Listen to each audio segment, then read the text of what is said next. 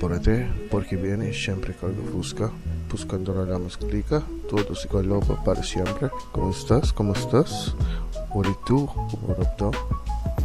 Mukhang Makfly nga pala, aka Apolerma, aka Rush na Shimala, aka Spanky Livar X, aka Dakilang Pangal ng Kintat. Yung iba sa susunod na lang, basta ang mahalaga, punit ng sedula.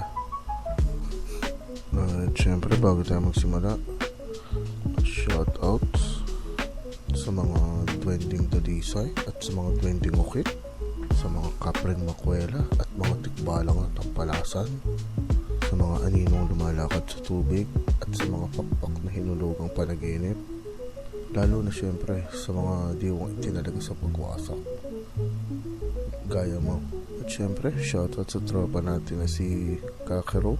Sana pailaw ka naman dyan. Bagong lahat pala, kung hindi nyo pa niispatan, labas na yung Currencies of Silence under Uprising, Tabernacle Sanctuary Alligator Souffle under Black Sonic Records. Tapos yung EP ng side project ko na Nubian Slugger, Sumpa ng Pagsibol, available sa Spotify at Bandcamp. Syempre libre yung download niyan. So yun, what's today's math? Anong patama natin ngayon kay Boy Marseng? Ano bang tumama ngayon? 3:29. Lakas ang bilang na iniwan ng mga propeta, ibinulong sa hangin ng mga tagamasid ng bituin, ang kakayahang lumikha at baguhin ang mundo sa pamamagitan ng pagpapalawak ng kaalaman. Hindi lahat ng malakas ay tama, pero lahat ng tama may angking lakas. Birthday week ng ating pambansang kriminal. What a lovely week it has been. Ang ganda. Ano bang natin yan? Balita. Birthday week. Tangina, 80th birthday. Fuck. Hindi mo siguro inakala, no? Hindi mo pala nakala na makukulong. Tangina. Well, payback's a bitch. Ang kulit na may nakita akong footage ng ng mga volunteer Cape Duterte na nagpipiknik sa labas ng Hague. Tapos nagbubudots. Iba talaga ang Pinoy. Ibang pagka-world class ng Pinoy. Mga world class na squawking ngayon. Pero nag-hassle na hindi siya nabibigyan ng interview. Kasi I would pay good money to hear what he has to say. Gusto kong ano kayang pakiramdam niya. Nagmamakaawa na ba? Nagsisisi na ba? Kaso hassle, mabubulok na sa ulungan yan unless duwag siya talaga at kaya niya si Hitler. Kasi ayaw niya mabulok sa kulungan. Pero kulungan mo parang 5-star hotel. Puta, saan ka ba? Pagkatapos mong pumatay ng 30,000 tao, 5-star hotel ka. Tangina mo. Naalala ko lang si Tatay Elmer, yung jeepney driver na ikinulong nila dahil naglilimos, kinulong nila sa QCPD, tinangkal yung ganong katanda dahil lang naglilimos. Tapos yung pumatay ng 30,000 tao, naka 5-star hotel na accommodation, tapos nag-iiyakan pa yung mga supporter. Wow, self-absorb much. So yun, nakakatawa na nagdalabasan na yung mga low-key na supporter ni Duterte. Masaya kasi tuwing election nakikita natin yung mga paborito nating mga artist na mga rapper. Nakikita natin kasi nire-liquidate nila yung portfolio nila para sa mga politiko. Pero dito natin makikita yung discretion nila kung paano ba sila mag-isip, paano ba sila, ano bang klaseng tao sila. So yun, makikita mo halimbawa kung kilalang trapo, tapos ini-endorso ng paborito mong celebrity o artista. So, alam mo na yung taong yun, pera lang talaga yung katapat niya kasi kumbaga wala siyang pakialam. Kahit alam mong trapo yung politiko, alam mong nanakawan niya yung mga tao, i-endorso mo pa rin siya dahil para sa iyo, opinion mo yun na makakatulong siya. Pero alam naman natin lahat na bayad. Pwede palang reggae, One Love, Bob Marley, tapos idol mo si Duterte. Fucking idiot. Kasi yan, kanya-kanyang opinion yan. Hindi, totoo naman na kanya-kanya tayo ng opinion.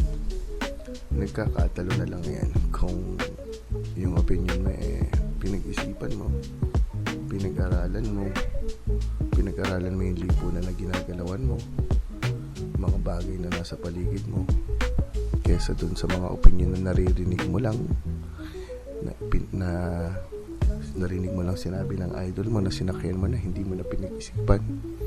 Yun yung mga opinion na basura.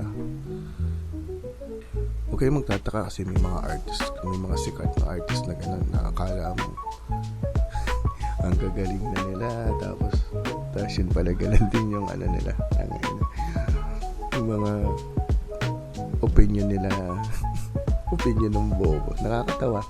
Pwede ka maging magaling na artist tapos palpak na tao, bobo na tao, pwede yun. Pero sino pa naman ako mag-gusto? Kaya yun, dapat yung mga gantong dapat nga yung mga gantong artist, mga gantong celebrity, talaga dapat binabatukan di ba? Kasi kumbaga yung pinambayad sa'yo galing din sa tax namin so doing the math, may utang ka sa akin, kaya pwede kitang sungal na rin o sampalin pag nakita kita sa personal, lalo na kung alam kung convicted na magnanakaw yung politiko na ini-endorso mo, di ba? Parang, di ba, logical lang naman yun.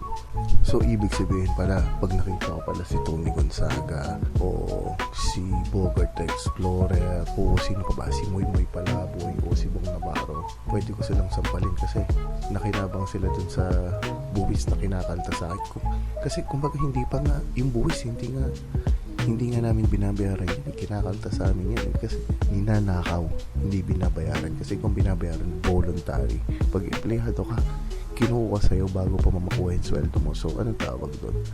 Nakaw, no? Kahit mismo yung yung propaganda machine nila, humihina na. Hindi na ganun kalakas yung mga vloggers. Hindi na ganun kadami. Lalo na ngayon kasi nadadali na sila ng NBI. Hindi na pwede yung magtatago ka sa freedom of speech habang nagkakalit ka ng propaganda, diba?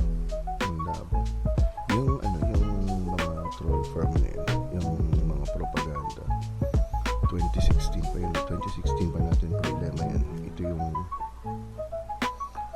naging experiment tayo ng Facebook noong 2016. May dealang ang Facebook tsaka Philippine government na dalhin ng Facebook sa Pilipinas ng libre, kaya meron tayong free Facebook noong 2016 onwards dahil sa deal ng Philippine government at Facebook. So after nun, labasan na sobrang daming troll farm, kaliwat kanan. Ito yung nag-giveaway para sa 2016 election na si Duterte nanalo dahil dun sa misinformation campaign na ginawa nila sa Facebook, na ito yung naging template nila sa 2025 US elections. Ginamit nila yung Facebook para sa misinformation propaganda. Hindi sila nako-call out kasi hindi naman nire-regulate yung tech industries. Ito yung problema sa tinatawag nilang free market capitalism kasi katulad nito, yung Facebook sa sobrang laki na ng kumpanya, sobrang laki na ng stake niya, may control na din siya sa democracies, lalo na sa mga third world, katulad ng Pilipinas. Kasi sila na yung nagdidikta ng yung flow ng information. Kung bumabaha ng fake news at misinformation, syempre mag-trickle down yan sa democracy, sa election. Hindi pa sila hindi sila na held accountable sa ganung policies nila. Kasi syempre may mga may mga galing sa Liberal Party na nakinabang din sa mga troll farm. So hindi lang naman yung mga pro Duterte yung nakinabang, meron din mga Liberal Party na gumamit ng troll farm, and syempre hindi nila expose yan kasi lalo nang magiging magulo.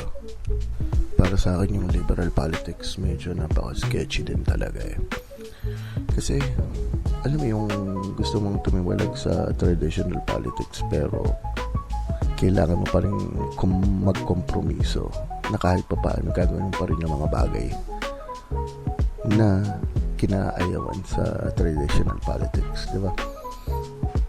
Katulad yan, sige, sabihin natin si Lenny, sino ba nagpopondo ng kampanya niya? Sige, sabihin na natin may mga private entity na nagpopondo ng kampanya niya. So, kung nanalo si Lenny, yung mga shareholder na nagpondo ng kampanya niya, let's say mga private sector, mga businesses. So, pag naupo si Lenny, meron siyang utang ng loob dito sa mga private entities na to. Kasi, kumbaga, somehow lobbying ka na din para sa nila. So, utang ng loob mo na yung kampanya sa election. So, yan, magti-trickle down pa rin sa policy making. Kasi, syempre, gagawa pa si Lenny ng mga batas na, kumbaga, hindi pabor sa mga shareholders, diba?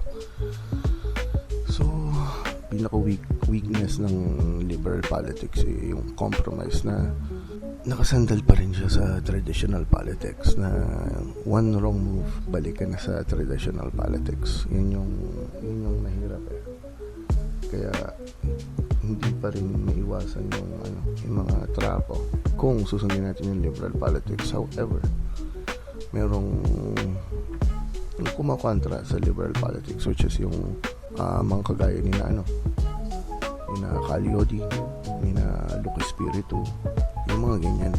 Yan talaga yung kontra, kasi gets nila na nasa medyo bulok na yung sistema. Ito na yung sagad na kailangan ng baguhin, kailangan ng ayusin, kailangan ng reforma. Pero kailangan natin ng mga tamang tao para gawin ito. Kailangan yung mga taong galing sa sektor ng mga tao, hindi yung politiko. Karaniwang tao, karaniwang mamamayan. Kung may magiging reforma sa gobyerno, kailangan manggaling to sa sektor ng mga citizen, hindi na mga politiko, hindi na mga private entity, kundi citizen. Yun yung government reform na kailangan, na nakasandal sa mamamayan, hindi sa politicking lang, diba? So kung may ganun tayong klase ng gobyerno na mas inuuna yung kapakanan ng mamamayan kaysa sa mga negosyo, pwede tayong mas mataas na national minimum wage, mas maayos na working conditions para sa mga manggagawa, tapos mas maayos na edukasyon. Baka nga kailangan libreng maayos na edukasyon, tapos healthcare. Kasi kita naman natin simula nung after ng pandemic, sobrang bumagsak na yung ekonomiya, sobrang hirap na ng buhay, na ang nagtatrive lang talaga mga negosyante, yung mga mayayaman na. So yung mga mayayaman na negosyante, mas lalo silang yung mayaman kasi meron silang kapital na pwedeng paikutin, at yun, nakapagnegosyo sila. Pero sa mga karaniwang empleyado, tulad ko, na karaniwang tao na wala namang pangkapital para sa negosyo, mahirap. Naging mas mahirap kasi hindi naman tumaas yung minimum wage, hindi tumaas yung sweldo. Pero yung mga bilihin, lahat ng expenses tumataas. Kuryente, tubig, kain, lahat tumataas. Samantalang yung sweldo naman hindi tumataas kasi hindi nila mapataas yung national minimum wage. Dahil yung mga politiko, kailangan nilang pumapor sa mga negosyante, sa mga kumpanya. Kasi kung tataasan nila ang minimum wage, bababa ang tubo ng mga kumpanya. Babagsak. Well, hindi naman babagsak. Kumbaga, bababa lang yung tubo nila. And sa metrics ng mga kapitalista, failure ng business yun. As opposed to na mataas yung magiging share sa labor. Kasi kung shareholder ka naman, wala ka namang contribution sa labor, di ba? Bakit mas malaki yung makukuha mong percentage kung ang resource mo naman yung capital, di ba? So, medyo backwards. Pero kung iisipin mo, di ba? Ganun yung nangyayari sa atin na mas binibigyan ng importansya yung kapakanan ng mga negosyo tsaka ng ekonomiya. Kasi sinasabi nila ang ekonomiya nakasandal sa mga negosyo, sa mga korporasyon. Hindi. Ang ekonomiya nakasandal sa mga manggagawa, hindi sa mga korporasyon. Dahil yung mga korporasyon, kung wala manggagawa, ano yan? Ano yung mga korporasyon yan? Ano yung mga negosyo na yan? Di ba wala? So, yun lang. Salamat sa oras. Peace to you and yours. Fuck this shit. I'm out.